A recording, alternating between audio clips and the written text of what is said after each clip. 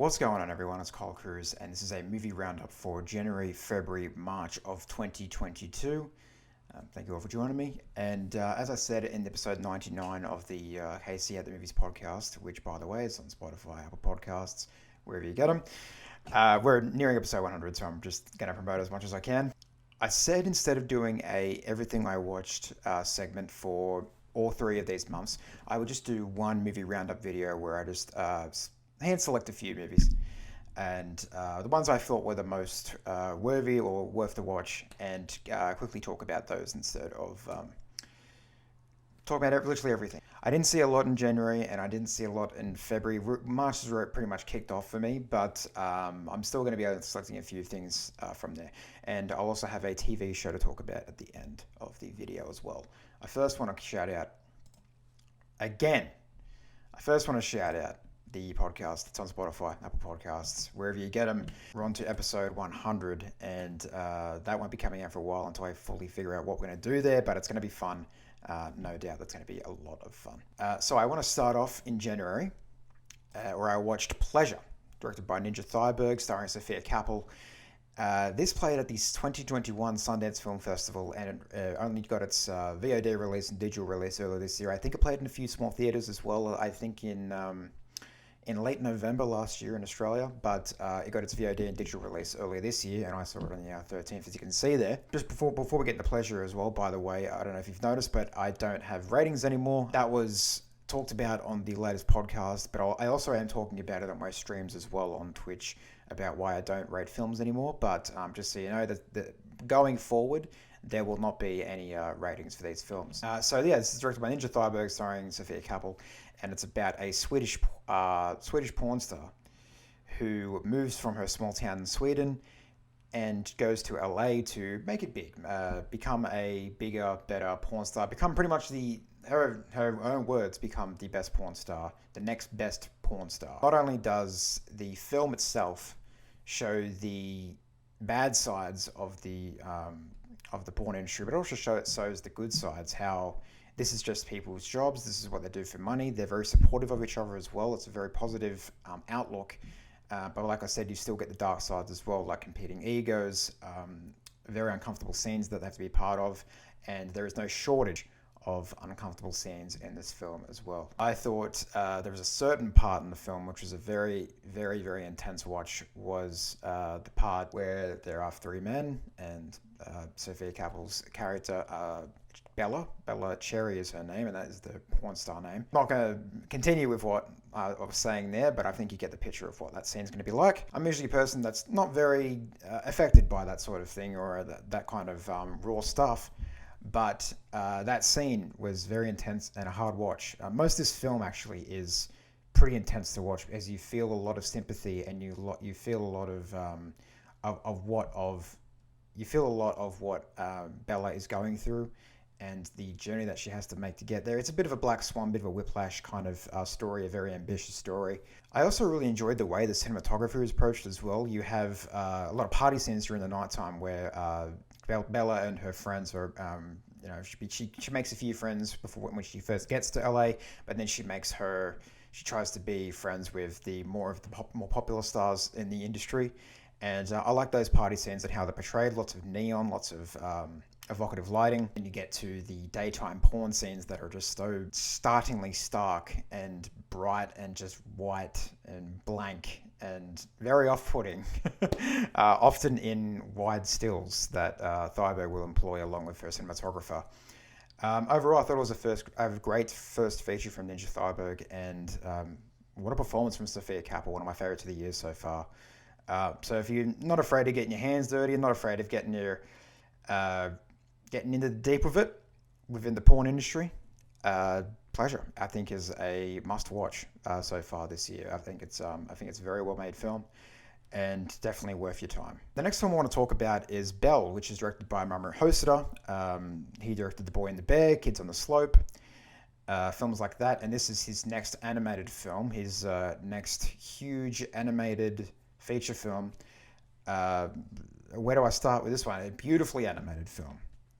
This is a retelling as well of Beauty and the Beast, and has its own narrative attached to it as well that Hosoda put in there. But all I can really say about this one is just like it's a beautifully animated film. It's got some great scenes throughout, and I enjoyed the narrative that Hosoda attached to it, and the end, the twist, pretty much, which happens. Um, a quarter way through the film. This film is about a 17-year-old girl named Suzu who is living with her father kind of on the outskirts of town, in a small town. She's recently only just lost, when she was a child, she lost her mother. Suzu one day discovers the massive online world of You. It's kind of like VR chat mixed with like World of Warcraft, but without like the video game aspect. It's just for people to chat and hang out and just do whatever, I guess. And she creates an avatar called Belle, who is a excellent singer. And then after spending a while online, she gathers a following for Belle's singing. I thought the film was just a bit of a mess structurally, but it was an absolutely gorgeous animated film and sounding film as well. The songs, the music, the sound design as well. I actually liked the twist on the Beauty and the Beast's tale more so than the actual retelling of the Beauty and the Beast tale itself, and the extra layer being online and being about today's society, and the way that adds into the second half of the film, which is where the twist is, really caught me off guard in a really good way. And I didn't for the most of runtime, I didn't expect the film to take that direction. But that's all I can really say about it. It's a gorgeously animated film. It's a beautifully sounding movie. I was lucky enough to see this on the big screen. But if it's streaming anywhere soon, do check it out. And check out the rest of Hosoda's films as well. I think Mamoru Hosoda is an excellent filmmaker, along the likes of Hayao Miyazaki and Makoto Shinkai, and Satoshi Kon. I think Mamoru Hosoda is definitely one of those filmmakers to watch in this market, and I can't wait to see what he does next. Next, I want to talk about Charlie XCX Alone Together. This is a documentary that actually premiered as well last year, but at the South by Southwest Film Festival. And this is about the making of her album from 2020, How I'm Feeling Now. But is much more than that. It's not just about the process of the album as well, but about how she tackles creativity, how she tackles the artistic process, and her fans along with that. I did expect to connect to this, being a Charlie XCX fan, and loving her work and everything she does, inspiring me even as a creative as well. But not as much as I actually did end up liking it. It's such a raw and exposing look at the creative process of just of an artist in general, not just of Charlie, but of an artist. But again, more specifically at how Charlie handles how she brings together an album. And this is even more of a pressured situation because she has to deliver this album in 5 weeks. And How I'm Feeling Now, as we know, became a hit, became hugely popular, especially during quarantine. And you can see and feel Charlie's struggle throughout this process and how she struggles to be creative. And there is absolutely no apologies or shying away from the camera. There's a lot of crying throughout, which is, understandable as bad as that situation was. There are so many moments that just brought me to tears and brought me to just a highly emotional state of thinking, and just been so overwhelmed because I related so much to this process, and being a creative myself, as I said, you go to make things and you don't know how they're going to turn out, and you don't know how people are going to take them. I mean, I still making this video right now. I don't know how this is going to go. I don't know how this is going to be received. I know I don't get many views on these things, but you're still going to get stage fright. You're still going to get this doubt that hangs over you of how it's going to turn out or how this is going to be. If it's going to be good, bad, and what you can do. You can only do your best when you're making these things, and I just felt like that way throughout the whole of this documentary, and that is exactly how she felt as well. You see her talk to her boyfriend, who's no longer her boyfriend, but there's a lot of moments in that documentary where she and her ex-boyfriend do talk about her and who she is as a person.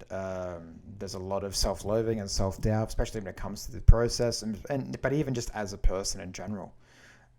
She talks to her therapist, she talks to her fans, and it's just a very much an inside look. So it is definitely for Charlie XCX fans. But if you do just want to see an artist try their absolute hardest to create a project that is, first of all, has to be delivered in 5 weeks. It's a very hard thing to do.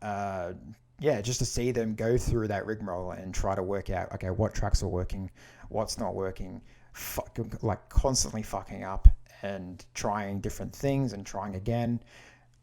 It is very much for a lot of people that do want to see that side of an artist. But I think in the long run, if you're a Charlie XCX fan, I think you're going to have just a great time with this one. You're going to laugh, you're going to cry, you're going to smile. It's going to be a lot of feelings. And I just thought it was a very, very good documentary.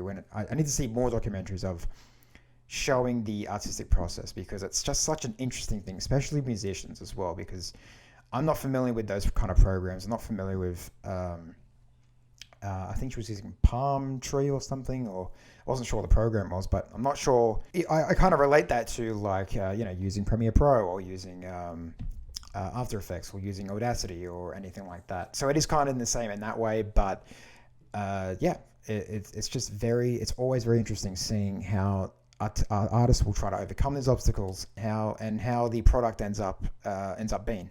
So, very big recommendation for this one. I really enjoyed it. I've seen it 3 times since as well. And that's just not being a fan. Sometimes I just watch it to get, I had those moments, especially this year was very hard for me mentally the first few months. So, this film actually did help out a lot when it came to that. Next up, on the complete opposite side of the spectrum, is Jackass Forever. This is the 4th film in the Jackass franchise, but I don't know, the million fucking thing they've done. But if you're following 1, 2, 2.5, 3, 3.5, this is the 4th film. And quite possibly the last. I think Knoxville said, or Steve-O said, that this was the last thing they're going to do. And understandably so. This guy's only like 60 years old. Or 50, I could be very much, assuming there. But these guys get very old, so I can't really see them doing this thing any longer. So if this is the last film that they go out on, this is great. This is just this is so fucking funny. This is just such a fun time at the theater as well. The opening sequence, rivals the one from 3 or the one from, is it 2.5 or 3.5? I think it's 3.5, which just has my favorite one. But this one, I think, rivals all of them. I'm not going to mention it, but there's a private part involved, which I thought was just fucking hilarious. It was it's just a bunch of friends just having a lot of fun, and very much hurting each other and putting each other in a lot of pain. And it's just a lot of fun. I needed a laugh like this. I can see myself watching this again. I've got the box set from the TV series up until the 3.5. So, I don't want to get another box set, but I'll definitely be adding this DVD next to the box set, and when this finally comes to Blu-ray. But this was so fun. If you're a Jackass fan, you're gonna love this film. But if you're just not a Jackass fan, you just want to have a good laugh, and you see it on streaming one night, just chuck it on. It's a very easy watch. It's a very digestible watch. I mean, I wouldn't say it's easy because of the things that are in it, but if you like that kind of humor, if you like that kind of dumb, just fun shit, Jackass Forever is a big recommendation. Love it. Next, I want to talk about Kimmy. This is the next Steven Soderbergh film. This guy's just been pumping them out.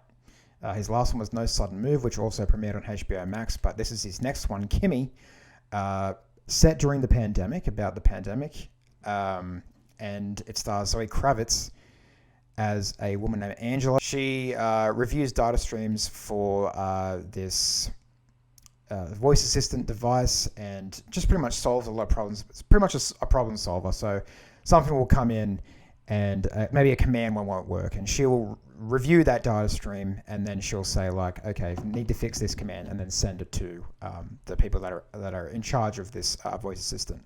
But she's agoraphobic. She doesn't want to leave her apartment building. So she pretty much just spends all her time indoors, just on the computer, that kind of thing. And pretty much this fucking setup right now with dual monitors and fucking headphones everywhere, and that kind of setup. And one day she gets a stream where she thinks that a violent crime is happening, perhaps a murder. I'm not going to say, but there is a violent crime happening. She believes that something is bad happened, something illegal is happening. There's a crime happening, and she reports it to the company. And what follows is this very tense thriller. I had a lot of fun with this movie. It's also pretty short too. It's at 89 minutes, so it's barely a tight 90. And I much prefer 90-minute films. I do like long films, but I just prefer like 90-minute movies mostly. And this is barely a tight 90.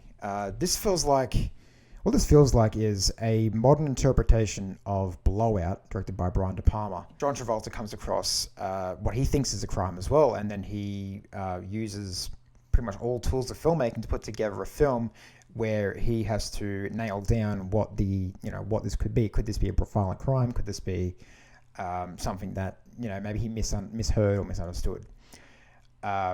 And that is this film is pretty much a modern version of that, where she takes together a stream, she isolates certain moments, different sounds. I just love seeing those kind of things, and how careful the character is with that, and how focused they are with those kind of things, with those situations, and how deep they dive into discovering certain things throughout the recording.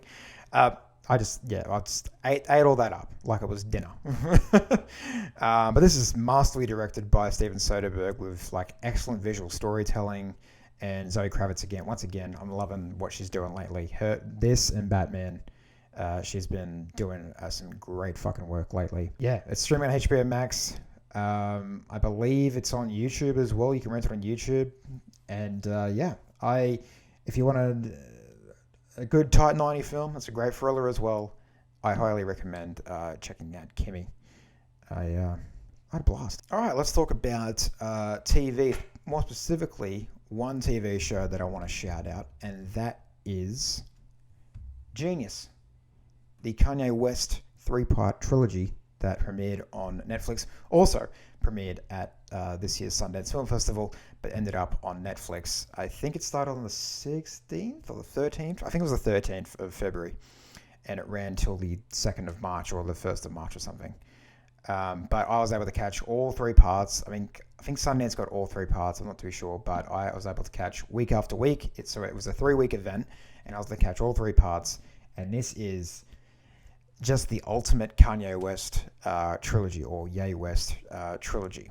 This guy named Cootie, who I wasn't familiar with before this documentary, he pretty much chronicles Kanye's fame, career, life, from the making of The College Dropout till, I believe, the last footage we see is like late 2021, just after Donda drops. So very, like, you can tell, like, there was some last minute, like, putting shit together. There was some crazy stuff as well, considering there was some crazy stuff surrounding the release of this movie as well, where Kanye had his whole Instagram tirade where he wanted to be let into the editor's room, and I think that was just, again, his mental health. But yeah, like, I'm not even kidding. This is like 22 years in the making. Starts in the late 90s, and like I said, goes till the last part of 2021. Like, this is a huge documentary spanning like just 2 decades of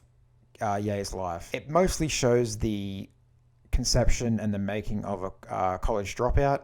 You do see a little bit of like his whole like 26 to 2010 era, like his heartbreaks, Yeezus, Life of Pablo, all that stuff, but not too much. I wish it did show more of that. I honestly wish we could have got we should get a documentary for each album that is made. But we do see specifically a lot of the making of The College Dropout, which I really liked, especially seeing Through the Wire being made, Pharrell's reaction to the Through the Wire, where he's just running out the studio and freaking out, and how Kanye's like, how he can rap through his jaw surgery, and he can rap with his jaw closed because of what happened with his car accident. It deals with his mother's death. There's a lot of Donda in this movie. Donda's just, those moments with him and Donda were very heartwarming to watch, and just some of the best parts of the documentary. So the earlier parts, I think, are the best parts, the first and second part. The third part is after 2010, when Cootie reconnects with Kanye again, just to film him again and see what he's doing. And now Kanye's like past music now into fashion, and trying to buy real estate in the Dominican Republic. Just his hands in a lot of pies. I'll say that. But yeah, like I said, I just wish we got more footage I get this footage. This documentary is supposed to be about Cootie's friendship with Kanye and how their friendship did transform over the years. When him and Kanye would hang out all the time. But then when Kanye got more famous and more clout and notoriety, he slipped off. His friendship with him and Cootie, drifted apart up until when they reconnect in the final part of the trilogy. But yeah, I just wish we got we should get a documentary of each album making. I specifically wanted to see the Yeezus era and the Life of Pablo era because those are some chaotic, those are extremely chaotic eras of Ye's career, and I would have loved to see the making of Yeezus. Would have been incredible to watch because that's when that man's ego was at an all-time godly high. I would have loved to see that era. We do see a little bit parts of that, like I said, but we don't see too much of it. It's more so of his friendship with Kanye beginning, the making of the College Dropout, and how his Kanye's life through the lens of Cootie, I'll say, is how the best I can describe it. But nevertheless, if you're a Ye fan, if you fucking love Mr. West, you're gonna fucking love this documentary. This is the ultimate Kanye documentary. This is everything you want in a documentary. This is how the man works creatively. This is how the man works mentally. This is how he works in his, when he's off stage, when he's on stage, that kind of thing. And it's just fascinating to watch. One of the best things I've seen this year. I'll probably be rewatching it very soon, but I cannot recommend this enough. If you're a fan of music, if you're a fan of this man right here, or if you just a fan of music in general, again, another documentary where you're seeing the creative process of an artist-musician and how, again, obstacles they overcome, the things they can conceive out of being creative. And those are the parts of the documentary that I love the most. And I think you're going to get, if you're going in looking for that, you're going to get some of that. So, big recommendation for me for Genius.